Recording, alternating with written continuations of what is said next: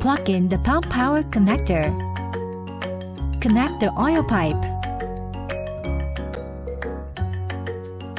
Set the oil volume.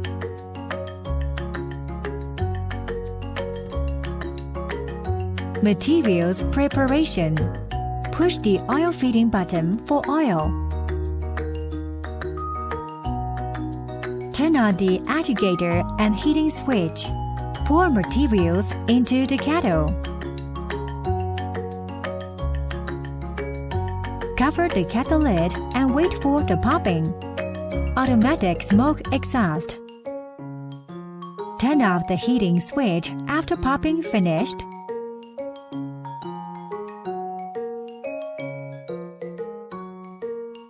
Pour the popcorn into sieve for cooling and filtering. Finish the popcorn popping. Quick transfer and popcorn into the storage box. Pour water into the kettle for cleaning.